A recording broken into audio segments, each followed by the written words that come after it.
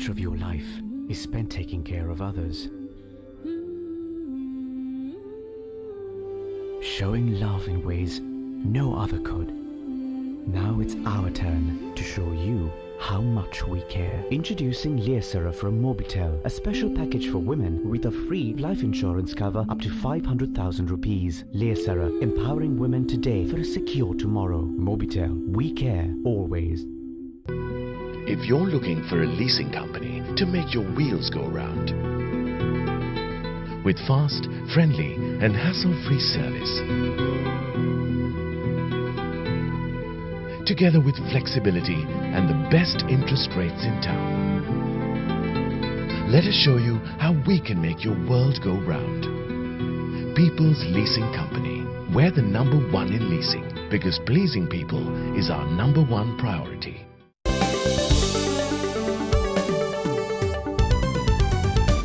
In the second segment of Spotlight, we ask Jonathan Allis, Deputy CEO of HNB, on what lessons we should learn from the global economic scenario of 2011 and also whether there are any improvements in risk management as recommended by Fitch Ratings. But before that, so Jonathan, these senior country economists of the World Bank, Susan Rizas, said, and I quote, Sri Lanka needs to ensure it keeps growing and change the structure of the economy because of its middle income country status, unquote. So what steps do you think we should be taking to ensure continued growth? As I understand, the middle income status allows us to move from the 200 million borrowing to, I think, borrowing 500 million this year and 527 million, and it goes on till 2016. It also broadens the scope. The expectation from World Bank, as I understand, is to bring in greater governance, to bring in ethics and integrity in leading people, in managing these funds. I think they have raised concern in terms of public expenditure. Is this the time? I mean, shouldn't we actually be tightening our belts and sort of leading by example at this stage? And in doing so, divert the money into the essential areas. A great part of where they want this money channeled is in inclusive, to include people in the economy. So the more we actually allocate these funds, and moving to a middle income status entails getting a wider group of people to share the benefits of the economy that is growing and not just keeping it to let's say within a minority. So governance, transparency, accountability and of course tightening of the belts are good on paper, but do you think we have the will as a nation to ensure that it happens? I hope so.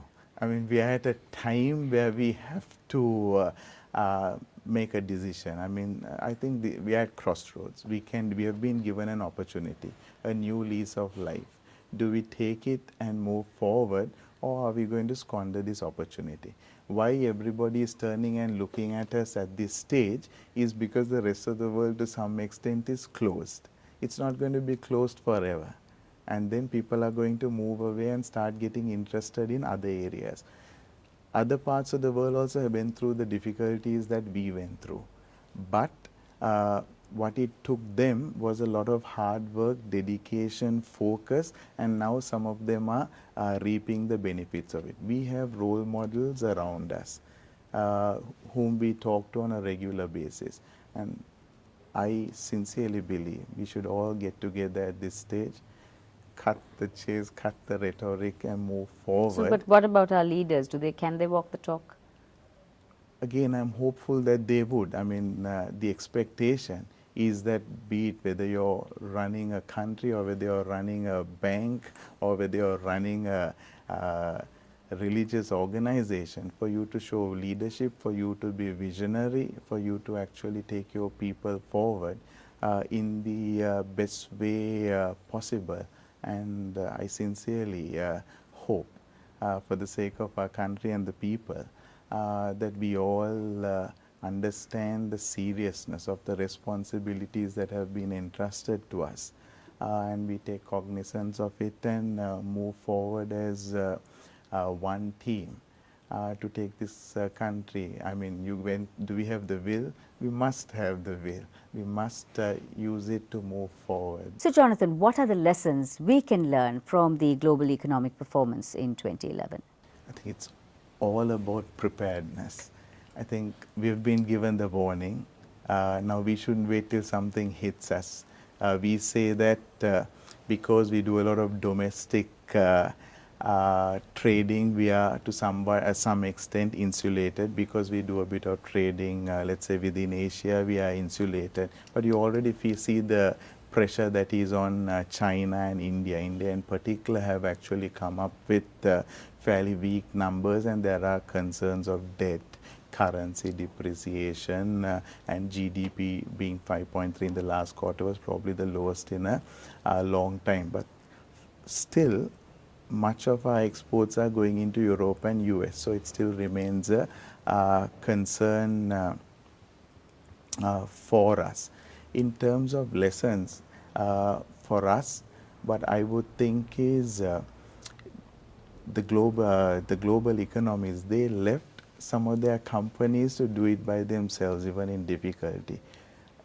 Fortunately for us, we see our institutions and our governments getting more involved and being more supportive and enabling in that regard. We spoke of SMEs a while back, whether you're in the prawn industry, whether it's the garment industry during MFA and the GSP times were the difficult times, be it the tea industry, tourism during those difficult years. I think we have been very supportive and accommodating some of these industries, and that's what has helped to keep them going, and that is something that is important.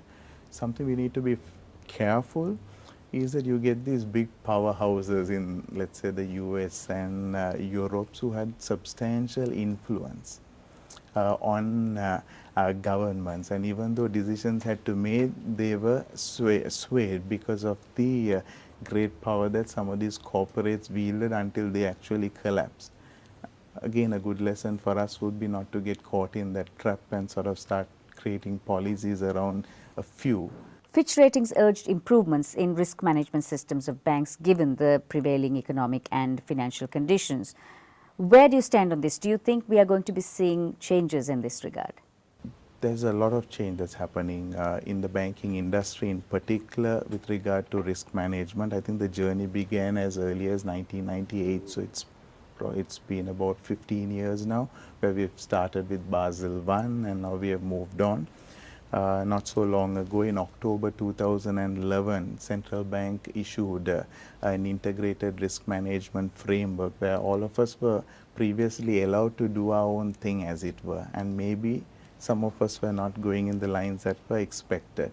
But now with this framework, all banks have been brought in line to take a journey and sort of move in line to achieve certain tasks in preparation for greater capital adequacy, greater liquidity, to manage shocks that would probably come through in the future. The main areas that this framework envisages is that you need to have your policies and procedures in place, reviewed annually. You need to have your board integrated risk committees, your audit committees, you need to have your executive risk committees, you need to have your credit delegations, your authorities clearly documented, the segments you want to do business with, why, to what extent, at what rates. It's very clearly documented. Contingency planning of your business impact analysis with the things that are going around in today's world. A lot of it is actually incorporated in this document, and it's a useful document for banks to actually comply and take forward. Something else we see in the market today compared to maybe 2-3 years back, some of these committees, be it audit committee or the risk committees, there was superficial overlooking of, let's say, the various documents that were presented by management. But today what you see is something very different. There is great accountability. People are drilling down further to understand the intricacies of some of the policies and strategies being adopted and the implication for the banks or the organizations going forward, which is a good thing. So now the engagement between management and the board is much stronger, it's better, and I think it all augurs well. Thank you very much, Jonathan. It was great talking to you. So we had Jonathan Allis, Deputy CEO of HNB, on Spotlight today. And coming up, speaking with Anushan Selvaraja, is Hasita Premaratna, market analyst and LMD columnist on The Boss. And we have Kiran HN, country manager of TNS Lanka, who will give you the latest of the LMD TNS nationwide poll on tourism.